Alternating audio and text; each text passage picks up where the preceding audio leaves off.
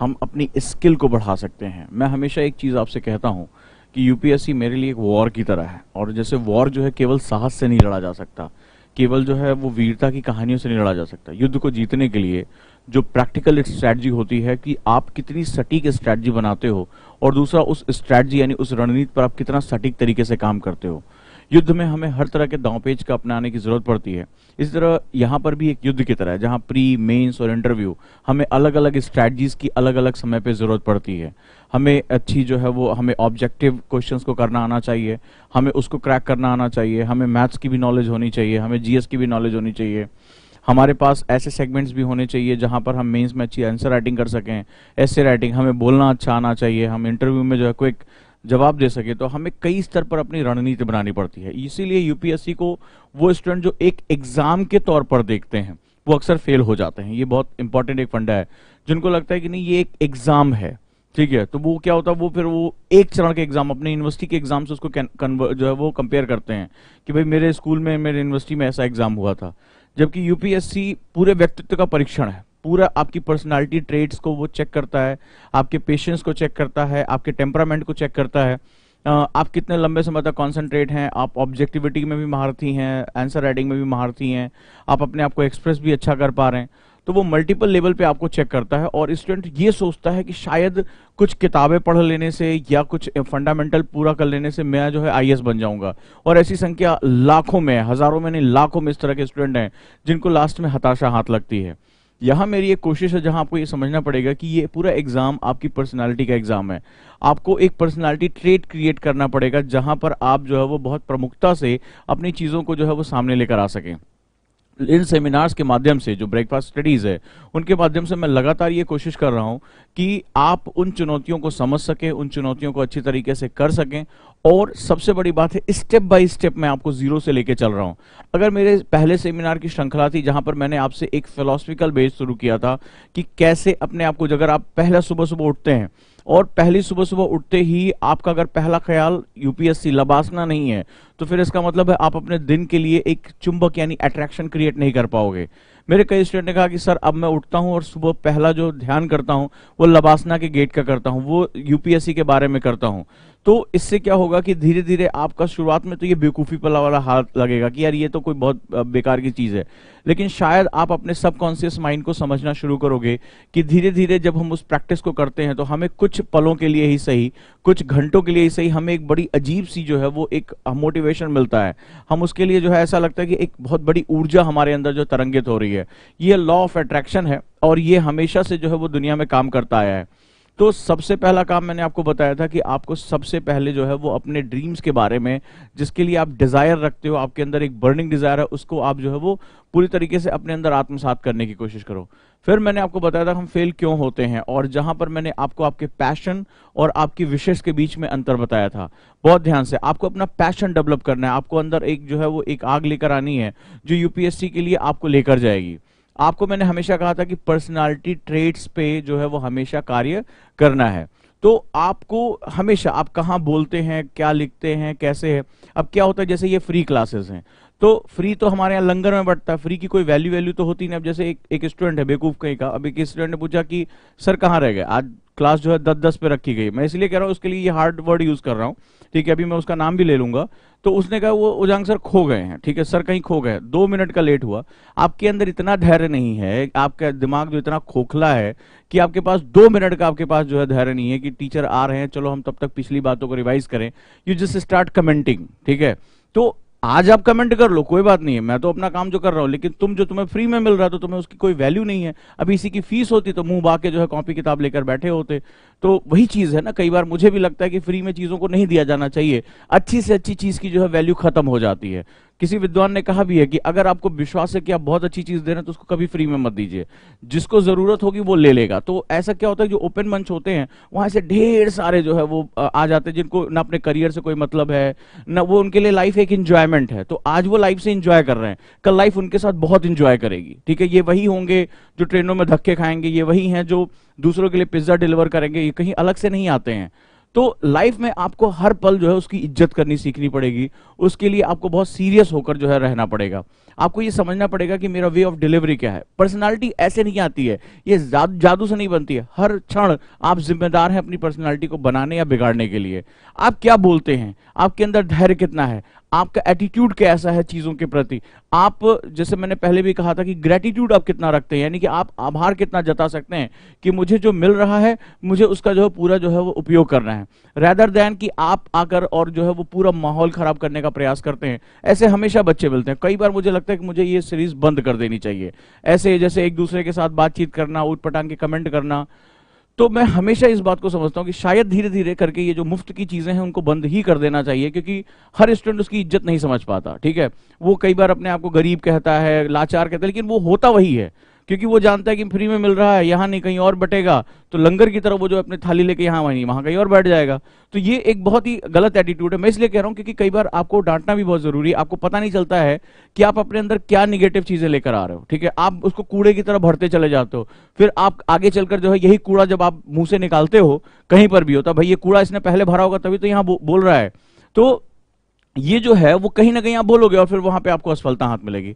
आपको अपनी पर्सनालिटी में प्योरिटी लेकर आनी पड़ेगी। आपको ये जिम्मेदारी लेनी पड़ेगी कि मेरी पर्सनालिटी मेरे द्वारा ही बनाई जाएगी। अब आपको ये सोचना है कि आपको नेगेटिव पर्सनालिटी बनानी है या पॉजिटिव पर्सनालिटी बनानी है। ये आपका जो है वो चयन होगा, और वो तब होगा जब आप लगातार अपने बारे में चिंतन करेंगे कि कहाँ मेरे से गड़बड़ी हो रही है, कहाँ। और ये आप ही नहीं है, हमें भी करना पड़ता है। हमें भी कई बार बहुत से काम होते हैं, बहुत सी परेशानियां होती है, फिर भी हम रुकते हैं। ठीक है, कि जैसे मान लो फॉर एग्जांपल कल रात में ही मैं बैठा, मुझे कुछ लग रहा था कि मेरा कोई काम जो है वो उतना ओरिएंटेड नहीं हो पा रहा है, तो मैं उतना जो है वो अभी भी उतना फोकस नहीं कर पा। Then I started writing. मैंने जो है डायरी उठाई और उस पर लिखना शुरू किया कि बेसिकली प्रॉब्लम कहाँ कहाँ आ रही। मैंने प्रॉब्लम सेट को लिखा, फिर प्रॉब्लम सेट को लिखा कि इसमें सबसे इंपॉर्टेंट जो है पैरेटो रूल कहाँ लगा सकता हूँ, यानी 80-20 रूल कहाँ लगा सकता हूँ, किस काम को सबसे पहले मैं करूँ कि जिसकी वजह से मेरे बाकी काम जो है वो आराम से हो जाएं। फिर मैंने उसमें से छांट के एक चीज को निकाला कि नहीं ये मेरा जो है वो सबसे इंपॉर्टेंट टास्क है, और उसको करने के बाद मेरे दिमाग में बहुत हल्कापन आया कि नहीं ये काम अगर मैं पहले करूं तो मेरा जो है वो डिलीवरी ज्यादा अच्छी हो पाएगी, मैं ज्यादा जो है अच्छे से कर पाऊंगा। तो अगर यहां पर मुझे पहुंचने के बाद, इतने फॉलोअर होने के बाद, अगर मुझे भी अपने आप को हर दिन चेक करना पड़ता है, हर हफ्ते अपने आप को जो है वो एक तरह से अपने आप को फिर से ओरिएंट करना पड़ता है, तो यह तो आपके लिए भी उतना ही सही है। अभी तो आप बहुत कुछ आपको सीखना है, बहुत कुछ जानना है। अभी जीवन का असली जो दबाव है, तनाव जो आया है, उससे आपको लड़ना है। तो करेक्शन, रिकरेक्शन एंड रिकरेक्शन, ये हमारी सबसे बड़ी खास बात होती है। जो इंसान का दिमाग है ना, वो एक बहुत ताकतवर फ्लाइट की तरह होता है, बहुत ताकतवर हाथी की तरह होता है, लेकिन उसकी एक खास बात है, वो डिविएट बहुत तेजी से होता है। ये क्षण भर में डिविएट होता है, यहां बैठे बैठे आप पता नहीं कहां पहुंच जाओगे। तो आपको क्या करना पड़ता है, उसको कंट्रोल करके लेकर आना होता है। ठीक है, यहां जो इंफॉर्मेशन होती हैं, मतलब आप अंदाजा लगाइए 10⁻20 टाइम्स ये न्यूरॉन जो है वो इंफॉर्मेशन को जो है प्रोसेस करते हैं। इतना फास्टर प्रोसेस है ये। मतलब आप ये सोचा और आप दिमाग पता नहीं आपका कहां से किस विचार से किस विचार पर चला गया। 86,000 नए विचार प्रतिदिन हमारे दिमाग के अंदर बम्बार्डमेंट करते हैं। और आप ये सोचिए किसी एक बात पर टिके रहना कितना मुश्किल काम होता है, कितनी चुनौतियां इस दिमाग के अंदर चल रही होती है। जरा सा भी आप डिविएट हो तुरंत यहां यहां यहां यहां शिफ्ट होते चले जाएंगे। तो आपको क्या करना, आपको कोई जादू मंत्र नहीं होगा। आप मुझसे पूछते हैं ना सर कि मेरा ध्यान जो है वो पढ़ने में नहीं लग रहा है या बात दिमाग भटकता है, इट्स ए ह्यूमन टेंडेंसी। अगर ऐसा हो तो आप भगवान हो जाएंगे, तो आप इंसान ही बने रहिए। तो वहां पर आपको क्या करना पड़ेगा, आपको एक आदत लेकर आनी पड़ेगी, और वो होगा कि आपको अपने दिमाग को फोकस करके रखना पड़ेगा। आपको बार बार लेकर आना पड़ेगा, आपसे गलतियां हो रही उसको सुधारना पड़ेगा। तो ये जब आप करेंगे तभी जो है वो आप आगे जा पाएंगे। क्लियर है? तो ये करेक्शन हमारे लिए भी है, करेक्शन आपके लिए भी है, सभी के लिए करेक्शंस है। लेकिन कुछ स्टूडेंट इसको जाने देते हैं, बोले चल रहा है जैसे कुछ भी बोल दो, कुछ भी लिख दो, कुछ भी कर दो, कोई मनाही नहीं है। कोई बात नहीं है, ठीक है। मैं हमेशा अपनी क्लास में कहता हूं energy and matter neither be created nor be destroyed. इसको मैं बूमरैंग इफेक्ट कहता हूं। आप पॉजिटिव ब्रह्मांड में फेंकोगे, पॉजिटिव लौट कर आएगा। निगेटिव फेंकोगे, निगेटिव। ब्रह्मांड पॉजिटिव निगेटिव नहीं जानता है। तुम जितना उसको निगेटिव दोगे वो तुम्हें निगेटिव फेंक के मारेगा, टेंशन मत लो। और जितना उसको पॉजिटिव दोगे वो तुम्हारे लिए वो पॉजिटिव ही पॉजिटिव करता चला जाएगा। चयन आपका है, क्योंकि जीवन आपका है। तो व्यक्तिगत जिम्मेदारी यानी पर्सनल, सिर्फ ओजांग गाइड कर सकते हैं, कोई और आपको गाइड कर सकता है, लेकिन व्यक्तिगत जिम्मेदारी आपकी है। अपने जीवन को बनाना है या बिगाड़ना है, और सभी का हिसाब किताब यहीं पर होता है। तो बहुत ध्यान से अपना हर दिन, आप जब सुबह उठो या रात में सोने से पहले, अगले दिन मुझे क्या क्या टास्क करने हैं इसकी एक सूची बनाओ, एक लिस्ट बनाओ। उसमें भी प्रायोरिटी लिस्ट दो। मैंने आपको बताया था कैसे आपको ABCD अपना टाइम जो है मैनेज करना है। ठीक है, और उसमें भी कोशिश करो कि सबसे मोस्ट इंपॉर्टेंट टास्क उसको करके रखो, ठीक है, उस एक चीज को, the one thing which is very important for your life, ठीक है, जो पूरे दिन को आपको डिटरमाइन कर सकती है, उसको आप सबसे टॉप प्रायोरिटी पे रखो और उसके लिए अपने आप को झोंको और फोकस करके रखो। बहुत ज्यादा चीजों में अगर आप डिवाइड हो गए तो फिर आप कोई भी काम नहीं कर पाओगे। क्लियर है? राइट चलिए अब हम लोग आगे चलते हैं और आज नोट्स मेकिंग की, जैसे पहले मैंने फ्लो चार्ट बताया, थोड़ा सा LWMI के बारे में बताया। Now I am going to discuss about the thought mapping which is one of the most fundamental thing, जिसको हम लोग कहते हैं कि जो नोट्स बनाने का सबसे एक बेहतरीन तरीका होता है कि आप अपने थॉट्स को कैसे एक्सप्लोर कर सकते हो। राइट तो ये एक बहुत ही इंपॉर्टेंट मैथोलॉजी है। आप इस मैथोलॉजी पे जो है वो काम करना शुरू करिए और कोशिश करिए कि आप जो है वो ज्यादा से ज्यादा हम लेकर आए, ठीक है, पढ़ें हम लोग इस पे। अब होता क्या है, हमारी क्लासेस में दो तरह के स्टूडेंट होते हैं। एक वो जो एक्टिव स्टडी करते हैं, ध्यान से इसको समझना, वो जो एक्टिव स्टडी करते हैं, ठीक है, हमारे तरह दो तरह के स्टूडेंट होते हैं। एक पैसिव स्टडी, इनकी संख्या लगभग 90% होती है, इससे ज्यादा ही होती है, 90%। यानी क्लास में जो भीड़ तुम्हें दिखाई पड़ रही है ना, वो 90% तुम्हारा कॉम्पिटिटर है ही नहीं है, ठीक है। वो एक तरह से वो पैसिव स्टडी कर रहा है, वो अपने गाल पे हाथ रखता है, कुछ सोचता रहता है, टीचर कुछ बोल रहा है तो उसको छापता रहता है, उसको छापना बोलते हैं, प्रिंटिंग। उसको वो ये भी नहीं समझ रहा कि टीचर क्या मेरे से कह रहा है। वो 5-10 मिनट आप इसमें जो होता है क्या होता है, शुरुआत के 10 से 15 मिनट वो अपने आप को फोकस करके रखता है, 10 to 15 मिनट्स। इसके बाद उसका फोकस जो है उसको पता ही नहीं रहता है कि कॉपी में उसने क्या लिखा, यानी उसका अटेंशन जो है वो 10-15 मिनट पहले ही छूट जाता है, ठीक है। इसके बाद वो कभी भी आगे नहीं जा पाता। क्लियर है? दूसरा होता है एक्टिव। एक्टिव ये वाकई में जो है वो केवल 10% के आसपास होते हैं। इसीलिए मैं कहता हूं यूपीएससी में कंपटीशन बहुत कम है। अगर उसके सही चाबी तुम्हारे पास है तो यूपीएससी के एक्सरसाइज जहां तुम्हारे पास ज्यादा कंपटीशन नहीं है, ये भीड़ जो नंबर दिखाई पड़ती है उसमें तुम डर जाते हो कि बहुत ज्यादा कंपटीशन है। तुम्हें अपने फंडामेंटल्स पे काम करना, अगर तुम्हारा फंडामेंटल स्ट्रांग है, तुम्हें चाबी पता है कि इसको कैसे निकालना है, तो ये हमारे लिए बहुत आसान हो जाएगा। अब जो एक्टिव स्टडी यानी सक्रिय अध्ययन जो करते हैं उनकी संख्या केवल 10% होती है। ये मैंने, ये साइंस कहता है। अब इनका क्या होता है कि ये जो है वो अपने टीचर के साथ काम करते हैं। अब ये देखो, अब मैंने जो ये कैटेगरी बनाई है, ये पैसिव स्टडी और एक्टिव स्टडी, ये कैटेगरी मैंने किस आधार पर बनाई है, ध्यान से समझिएगा। जब हम ध्यान से जब हम किसी चीज को सुनते हैं, ठीक है, सुनते हैं, तो जनरली हम क्लास में क्या करते हैं, हम सुनते हैं, लिसनिंग, तो हमें किसी भी चीज का केवल 11% याद रहता है। तब जब हम बहुत ध्यान से सुन रहे हैं तो हम किसी भी चीज का, अगर टीचर ने 100 बातें कही तो आपको केवल 11 बातें याद रहेंगी, ठीक है, जब हम केवल सुनते हैं। जब हम किसी चीज को देखते हैं, जब आप पिक्चर देख के आते हैं तो आपको क्या होता है, मोस्ट ऑफ द पिक्चर याद होती है। जब हम किसी चीज को देखते हैं, बहुत ध्यान से अपने दिमाग को समझिएगा, आज आपके दिमाग की परत खोल रहा हूं कि आप क्यों भूल जाते हैं। क्यों कोई स्टूडेंट पढ़ता है तो उसको लंबे समय तक याद होता है, और क्यों कोई स्टूडेंट दूसरा जो है पढ़ रहा होता है तो उसको तुरंत भूल जाता है, अरुचि हो जाती है, वो ज्यादा देर तक जो है उसको समझ नहीं पाता है। नोट्स बनाने का ये मेथड मैं आपको बताता हूं यहाँ पे। जब हम किसी चीज को देखते हैं तो लगभग हम उसका 83%, 83% याद रख पाते हैं, ठीक है। जैसे आप कोई मूवी देखने गए, कोई बड़ा अच्छा सीन देखा, पिक्चर देखी, ड्रेस देखा, सब कुछ आपको याद रहता है, ठीक है। अगर वही पिक्चर मैं आपको सुनाना शुरू करूं तो आप याद नहीं रख पाएंगे। लेकिन इसके बाद एक तीसरा सेगमेंट होता है जब हम किसी चीज को करके देखते हैं, ठीक है, डू आई लर्न, तो ये लगभग हम उसका जो है 91 से 93% तक याद रख पाते हैं। अब एक क्लास में ये 3 तरह के स्टूडेंट होते हैं। जब हम किसी चीज को जो है वो स्पर्श करते हैं तो हम उसका 1% याद रख पाते हैं। हम किसी चीज को जो है टेस्ट करते हैं 3%, ये हमारी अलग चीज। लेकिन हमारी पढ़ाई में 3 तरह की चीजें हमारे साथ इन्वॉल्व होती हैं। जब हम किसी चीज को सुनते हैं, जैसे आप लोग क्लास में बैठ के सुन रहे हो ध्यान से, तो खैर हमारा दिमाग भटकता रहता है, तो ये मैं ऑप्टिमम बता रहा हूं। तो हम अगर टीचर 1 घंटे लेक्चर ले रहा है तो उसमें आप लगभग जो है वो मान के चलिए, अगर 100 मिनट का लेक्चर है तो आप 11 मिनट हार्डली उसको जो है समझ पाएंगे, उसका हिस्सा याद कर पाएंगे। किसी चीज को विजुअलाइज करके देखते हैं, अगर आप उसको देखते हैं, बार बार पिक्चर के फॉर्म में देखते हैं, तो हमारा मोस्टली दिमाग इसको याद रखता है। और अगर आप किसी चीज को खुद करके देखते हैं, यानी आपने उसको जो है सारा कलेक्शन किया और उसको आप क्या हुआ, उसको आप खुद से करके देखने लगे, तो आप क्या होगा, आप कभी भी उसको नहीं भूलोगे। मैं आपको एग्जाम्पल बताता हूं। आप ही क्लास में इस समय जो होंगे, कई स्टूडेंट ऐसे होंगे जिनको मान लो चाय बनाने आती होगी, किसी को नहीं आई, कोई टफ चीज ले लेते, मान लो खीर बनाना या कोई खाना बनाना। तो उसमें क्या होगा, एक स्टूडेंट को मैंने बताया कि देखिए बेटा, चाय ऐसे बनती है, ठीक है, इसमें पहले पानी होगा, फिर चाय पत्ती होगी, चीनी होगी, अदरक होगी, फिर दूध डाला जाएगा, बता दिया। 2 दिन बाद मैंने पूछा वो चाय पत्ती कैसे बनती, वो चाय कैसे बनती है? सर उसमें आपने बताया था कि दूध डाल देंगे और फिर सर उसमें चाय पत्ती डाल देंगे, चाय बन रही है तो उसमें सर ये कर देंगे। और वो पूरी बात शायद नहीं बता पाएगा 2 दिन बाद, ठीक है, क्योंकि उसने करके नहीं देखा। अब एक व्यक्ति जो है उसने चाय बनाई, वो रोज अपना चाय बनाता है, सुबह उठना अपना चाय बनाया, उसकी हैबिट हो गई है प्रैक्टिस, ये आपने भी देखा होगा, ठीक है। तो अब उसमें क्या हुआ कि एक महीने बाद, साल भर बाद मैंने पूछा चाय कैसे बनती है, तो जिसने बनाया है वो तुरंत बता देगा, जिसने नहीं बनाया, सिर्फ सुना था कि चाय कैसे बनाई जाती है, वो भूल चुका होगा कि चाय कैसे बनाई जाती है। आपको एक सबसे अच्छा एग्जांपल देता हूं, साइकिल चलाना, ठीक है। अब साइकिल जब आपने चलाया, खुद चला के देखा, आपने उसकी प्रैक्टिस की, आप अच्छे से साइकिल चलाने लगे, 10 साल बाद भी आपको साइकिल मिली तो आप भूलोगे नहीं, ठीक है, आप आराम से जो है साइकिल चला ले जाओगे। लेकिन अगर आपको साइकिल चलाने नहीं आती है और मैंने आपको एक मोटी किताब दी कि देखो साइकिल कैसे चलाएंगे, तो आप जो है वो क्या होगा, आपको कुछ उसके बारे में नहीं पता होगा साइकिल कैसे चलाते हैं। इसीलिए कहा जाता है when I do I learn, या कि मैंने करके देखा और मुझे हमेशा के लिए याद हो गया।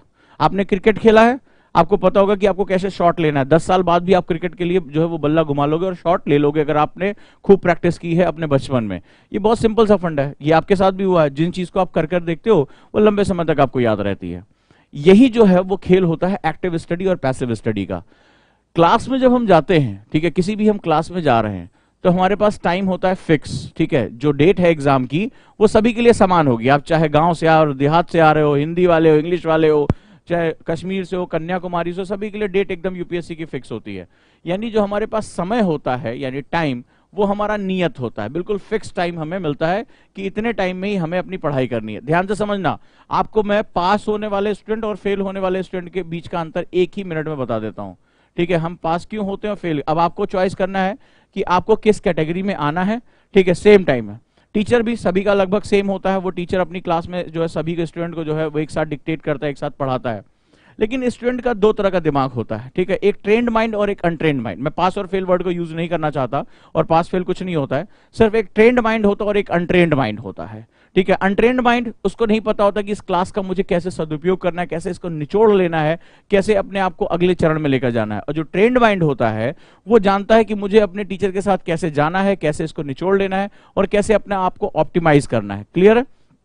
तो अब हम लोग क्या करेंगे, हम लोग यहां समझेंगे कि ट्रेंड माइंड और अनट्रेंड माइंड क्या होता है। जो 90% हमारे स्टूडेंट है आज की डेट में वो अनट्रेंड है, उनको नहीं पता कि मुझे अपना जो है वो कैसे निकालना। उसमें कुछ लोग क्या होता है, एक आध बार फेल होते हैं, फिर वो थोड़ा बहुत सीखते हैं, फिर वो आगे चले जाते हैं। लेकिन मैं नहीं चाहता कि आप जो है वो इस तरह परेशान हो, या आप जो है वो फेल होने की कैटेगरी में पहुंचे। तो आपको अब क्या करना है, आपको चूज करना है कि ज्यादातर हमारे जो स्टूडेंट होते हैं वो केवल लिसनिंग यानी सुनने में विश्वास रखते हैं, कि भाई सुन लिया क्लास में, और वो लगभग पैसिव स्टडी, उसमें नोट्स बनाते रहते हैं। वो इसको जो है घर में भी क्या होता है, ऐसे किताब खोल लेते हैं और उसको जो है वो लिखते रहते हैं। मैं लाइब्रेरीज में जाता हूँ, वहां देखता हूँ बच्चे इसी तरह जो अंडरलाइन करके उसको लिखते रहते हैं। क्या लिख रहे हैं, उसमें उनकी इन्वॉल्वमेंट नहीं हो रही है, ठीक है। दूसरा होता है देखना, जैसे टीचर जो है स्लाइड्स पे पढ़ा रहा है, आपको जो है वीडियोस दिखा रहा है, पिक्चर्स दिखा रहा है, तो आपकी उसकी साथ इंटरेस्ट बढ़ जाता है। तीसरा जो सबसे इंपॉर्टेंट होता है वो करके देखना, यानी कि मुझे टीचर ने जो बताया है उसको मैं कैसे अपने वर्ड्स, अपने फॉर्मेशंस में कन्वर्ट कर दूं, राइट। तो ये सबसे इंपॉर्टेंट जो होता है हमारा सेगमेंट होता है, हम इसको करके देखते हैं। इस तरह से हमारी जो लर्निंग कैपेसिटी होती है वो बढ़ जाती है। सेम टाइम में ये जो समय है वो नियत है, लेकिन इसमें कुछ स्टूडेंट जो होते हैं वो इसी कैटेगरी में रह जाते हैं, कुछ स्टूडेंट यहां तक पहुंचते हैं और कुछ स्टूडेंट इसको कर ले जाते हैं, वही जो है विनर बन जाते हैं, जिनकी संख्या बहुत कम है। अब आपको चुनना है कि आपको क्लास में पैसिव स्टडी करनी है या आपको एक्टिव स्टडी यानी सक्रिय जो है अध्ययन करना है, ये आपको देखना है। अब सवाल है कि सक्रिय अध्ययन करने का तरीका क्या होता है, ठीक है। यानी कि हम डू वाले पोर्शन पे आ जाते हैं, जहां पर अगर आपको भी अब समझ में आ गया होगा कि इन तीनों में से किस कैटेगरी में आप गिरना चाहते हैं, 1 में, 2 में या 3 में, ठीक है। कंपटीशन बहुत ही ज्यादा जो है यहाँ हार्श हो जाएगा, ठीक है। आपको जो है एक एक मार्क्स के लिए लड़ाई करनी है, जो 10% है। अब आपको तय करना है, ठीक है, वो 1 में जाना है, 2 में जाना है या 3 में जाना है, राइट। तो यहीं से आपका जो है भविष्य तय होगा। 90% स्टूडेंट जो है वो पैसिव स्टडी करते हैं, इसीलिए बाद में वो कहते हैं कि साहब यूपीएससी बहुत कठिन है, हिंदी वालों को तो बिल्कुल ही ध्यान नहीं देता, हिंदी वाले तो जो है वो फेल हो जाते हैं, तमाम तरह की। वो ये नहीं देखता है कि उसका माइंड ट्रेंड है या अनट्रेंड है, ठीक है। अगर वो ट्रेंड माइंड है तो फिर वो किसी भी भाषा में हो वो आराम से एग्जाम को क्रैक करते हुए आगे बढ़ जाएगा। चलें, तो अब हम लोग बात करते हैं हाउ डू एक्टिव स्टडी, यानी एक्टिव स्टडी हम लोग कैसे कर सकते हैं। एक्टिव स्टडी का मतलब हुआ है कि मुझे अब डू यानी करके उसको देखना है। मैंने आपको बताया चाय कैसे बनती है, और आपने चाय बनाई, तो आपने अगर एक बार बना ली, 2 बार बना ली, प्रैक्टिस कर लिया, तो आप कभी भी उसको नहीं भूलोगे, ठीक है। ये सिंपल सा फंडा होता है।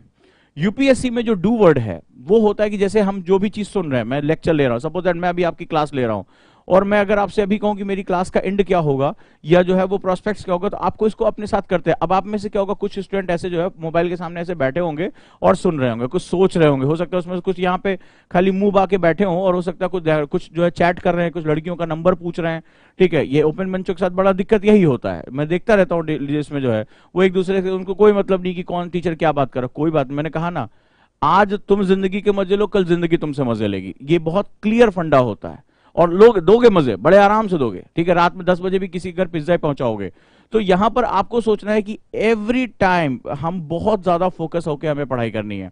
अब हमें क्या करना है, हमें जो है वो अपनी हैबिट्स को चेंज करना है।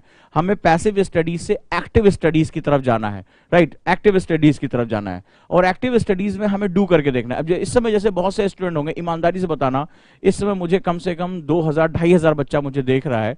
कितने लोगों के हाथ में पेन और पेपर है, जो मैं बताता जा रहा हूं उसको वो जो है वो राइट डाउन कर रहे हैं? कितने लोगों के हाथ में, ईमानदारी से मुझे बताना, कितने लोगों के हाथ में, मुझे 2000 से ज्यादा बच्चा इस समय मुझे देख रहा है दोनों चैनल्स पे, और वहां पर कितने लोगों के हाथ में पेन और पेपर है, जहां पर मैंने जितनी बातें कही हैं उसको उतनी ही एक्टिवली उसने नोट डाउन किया है? जिसने किया है वो रेडी है एक्टिव स्टडी में जाने के लिए, जिसने नहीं किया, जिसका पेन पेपर नहीं है, वो सोच रहा है कि कोई सेमिनार है, कुछ बातें चल रही होंगी, वो यकीन मानिए कि वो उस 90% कैटेगरी के लिए तैयार है। हम उसको 1 साल बाद, आज से 1 साल बाद मैं आपसे बात करूंगा, तो भी आप अपने आप को पास करने की कैटेगरी में नहीं होगे, नहीं होगे, लिख लेना। और ऐसे कोई मैं कोई बात नहीं कर रहा हूं, ये 2017-16 से मैं देखता चला आ रहा हूं। मैं जिस बच्चों को बोला, जिन्होंने शुरुआत में कहा अरे पता नहीं सर आप क्या क्या बातें करते हैं, आज वो मेरे सामने पढ़ने से इनकार करते हैं। 1 अटेम्प्ट, 2 अटेम्प्ट, 3 अटेम्प्ट खराब कर चुके हैं, कोई टेंशन वाली बात नहीं है। कहां जाओगे? अब तो ये होता है कि मैं इधर से सामने से आता हूं, वो सामने से आते कट जाते हैं कि फिर पूछेंगे ये सर क्या कर रहे हो, ठीक है, तो भाग लेते हैं, कोई बात नहीं है। तो यहां पर जो है वो धीरे धीरे जो है वो चीजें, मैं उनसे पूछता हूं अभी तुम यही हो यार, अभी भी यही हो? मैं मतलब 3 साल हो गए, तुम अभी यहीं पर बैठ के तैयारी के नाम पे जो है टिके हुए मुखर्जी नगर में। तो उसका सीधा सा मतलब है कि अगर हम कुछ फंडामेंटल चीजों को नहीं अप्लाई करेंगे तो हम कभी भी अच्छा नहीं कर पाएंगे, याद रखिएगा। तो आपको जो है वो एक्टिव स्टडी करनी है, और एक्टिव स्टडी में सबसे पहले एक्शन आता है। एक्टिव स्टडी में जो पहला वर्ड होता है वो होता है एक्शन। हमें क्रिया करनी है, हमें कार्य करना है। यानी मेरा टीचर जो मुझे जो बोल रहा है, अगर मैंने सुना, अब याद रखना है उस कैटेगरी को, अगर मैंने सुना तो मैं सिर्फ 11% याद रख पाऊंगा। ठीक है, अब तुम्हें सोचना है कि सर की कहीं 100 बातों में मुझे ज्यादा से ज्यादा याद रखना है, 90-95 याद रखना है, या मुझे 11 याद करना है। ये तो मैंने तुम्हें याद करने का तरीका बताया। मैं क्यों ज्यादा कंसर्न हूं, मैं तुम्हें भूलने की दर भी बता देता हूं। हम 24 घंटे में किसी भी पढ़ी हुई चीज का 80% भूल जाते हैं, हमारे दिमाग की खास बात है। जैसे तुम्हारे मोबाइल में 2 तरह की मेमोरी होती है, रैम और रोम, वैसे हमारे पास भी 2 तरह की मेमोरी होती है, शॉर्ट टर्म मेमोरी और लॉन्ग टर्म मेमोरी। हम लोग सबसे बड़ा धोखा खा जाते हैं, हमें लगता है कि हमने एक बार पढ़ लिया तो हमें हमेशा के लिए याद हो गया, हम जो है बहुत बड़े विद्वान हैं। हम सबसे बड़ी गलती कर जाते हैं कि वो हमने शॉर्ट टर्म मेमोरी में डाल दिया होता है, और शॉर्ट टर्म मेमोरी 24 घंटे के अंदर अपने आप को क्लीन कर लेती है। 80% हिस्सा आप भूल जाते हैं, यू फॉरगेट। अब आप सोचो कि कितनी बुरी स्थिति है कि एक तो तुमने क्लास का मजा लिया नहीं, 11% तुम्हें याद है, और 11% का 80% तुम भूल गए, तो तुम्हारे पास बचा क्या? जरा तुम मुझे ये बता के देखो। ठीक है, आप सोच के देखो कि जो तुम कहते हो कि सर मैं भूल जाता हूं, मुझे कुछ याद नहीं रहता, मैं अच्छा आंसर नहीं लिख पाता, उसका सबसे बड़ा कारण आप हैं और कोई नहीं है। आप अनट्रेंड है, आपका दिमाग अनट्रेंड है, आपको पता ही नहीं कि मुझे अपनी क्लास का ऑप्टिमम कैसे निकालना है। ये मैंने 11% मैंने पढ़ा, 80% में 24 घंटे के अंदर भूल गया। ये टेंडेंसी है, हमारे दिमाग की बहुत खास टेंडेंसी होती है। ठीक है, 1 महीने बाद, आफ्टर 1 मंथ, हमें किसी भी पढ़ी हुई चीज का केवल 5% याद होता है ओनली। अगर हमने किसी चीज को केवल धुंधली धुंधली यादें, अब सोचो 11% का 5%, क्लास के लिए तुम्हारे पास तो वो पूरी क्लास तुम्हारी बेकार हो गई, तुम्हारे पास कुछ नहीं बचा, तुम साल 2 साल जो है वो ऐसे ही अपना बिताते चले जाते हो, राइट। तो अब आपको क्या करना है, आपको हमेशा एक बात याद रखिए, आपको सबसे पहले अपनी डू स्टडी, एक्टिव स्टडी की तरफ जाना है, जहां पर आपको सबसे पहले आपको अपना जो भी आपके साथ बात हो रही है उसकी आपको हमेशा जो है वो एक सिस्टम लेकर चलना है। मेरी आदत है, मैं जब भी मीटिंग में बैठता हूं, जब भी मैं कहीं पे भी जाता हूं, मैं हमेशा किसी से भी अगर बात कर रहा हूं तो मैं हमेशा अपना जो है वो आईपैड लेकर उस पर राइटिंग करते हुए मैं हमेशा उस पर दिखाई पड़ता हूं। ठीक है, कि भाई ये क्या बंदा बोलने जा रहा है। मैं किसी से भी अगर कोई बात करता हूं तो मैं उससे पहले कहता हूं पेपर पे मुझसे बात करिए, या मैं जो है उससे कोई बताना चाहता हूं तो मैं उसको रिटर्न देना चाहता हूं कि हमारी आपकी क्या बात हुई।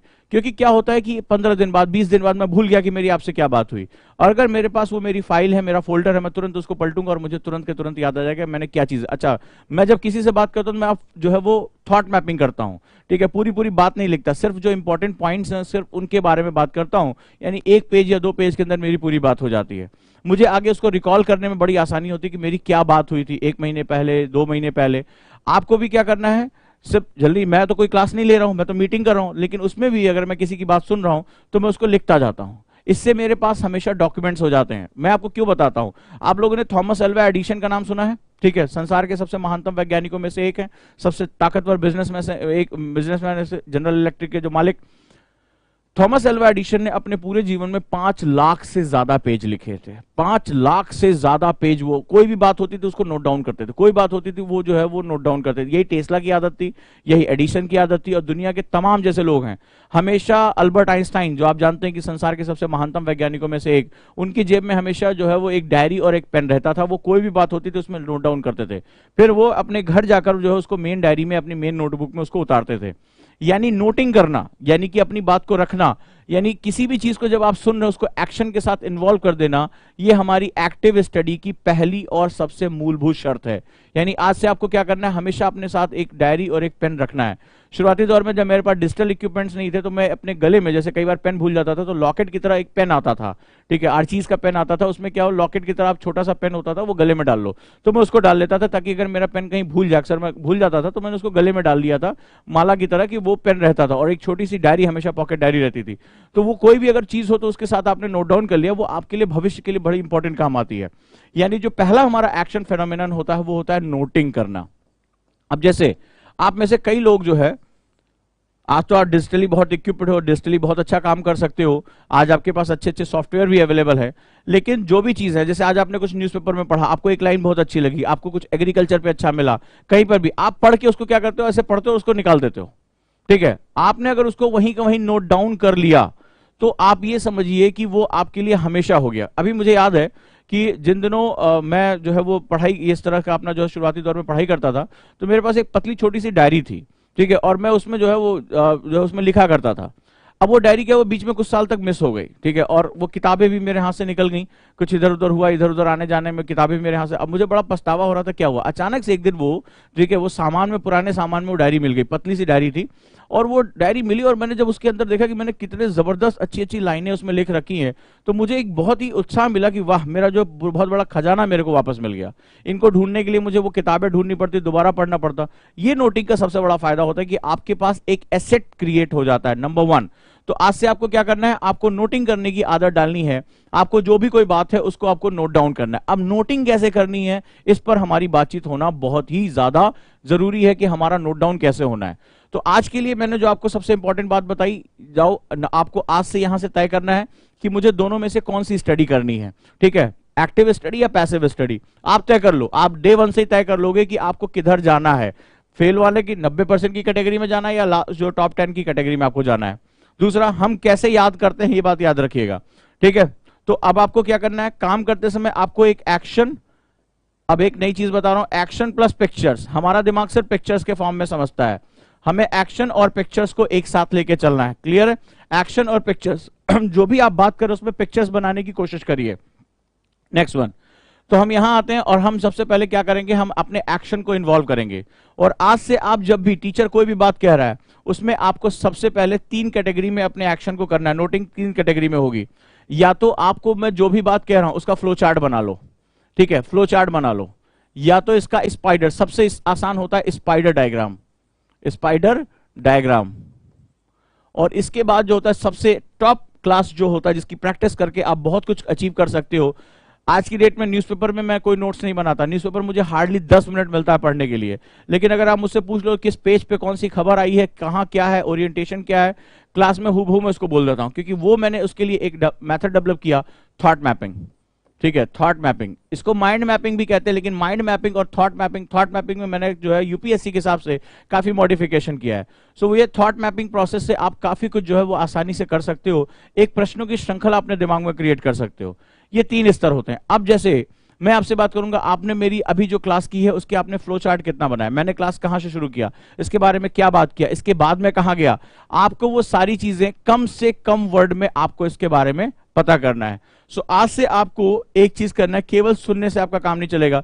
जिस समय आप सुन रहे हो, आप सामने वाले की बात को आंख बंद करके उसको विजुअलाइज करने की कोशिश करो क्या कह रहा है, और उसको जो है फिर उसको लिखना शुरू करो। ठीक है, उसको फ्लो चार्ट बनाओ कि ये कम से कम वर्ड में मुझसे क्या बात कह रहा है। आपने सेंटर पॉइंट निकाला और वहां पर आपने जो है बात करनी शुरू कर दी। ठीक है, तो ये हमारा 3 मेथड है। तो जहां पर मैंने आपको फ्लो चार्ट के बारे में बताया, अब आगे मुझे आपसे स्पाइडर डायग्राम और थॉट मैपिंग के बारे में बात करनी है, जो कि मैं इसके बाद की क्लास में बात करूंगा। तो हमें अब क्या करना है, हमें एक्टिव स्टडी फोकस करना है। लेकिन जो मोस्ट इंपॉर्टेंट, ठीक है, आप चाहे नोट्स पॉइंट में बनाते हो, आप पैराग्राफ लिखते हो, बट आपको अब अपनी पैसिव स्टडी है, जो गाल पे हाथ रख के पढ़ने वाला है, इससे निकलना होगा। आपको अपनी आदतों को बदलना होगा और आपको एक्टिव स्टडी में जाना होगा। अदरवाइज आप जो कहते हो कि सर मुझे भूल जाता है, मैं अच्छा आंसर नहीं लिख पाता, आपने पढ़ाया था मुझे याद नहीं होता है, उसका सबसे बड़ा मूलभूत कारण यही है कि आप उस 90% कैटेगरी में अनट्रेन्ड माइंड हो। फिर उसके बाद आप दोष देने के लिए बहाने ढूंढते हो, सर मैं तो हिंदी वाला था इसलिए मेरा अच्छा नहीं हुआ, सर मैं फलाना था इसलिए मेरा अच्छा नहीं। तो आप जो है तमाम तरह के बहाने ढूंढते हो, उसका कोई फायदा नहीं है।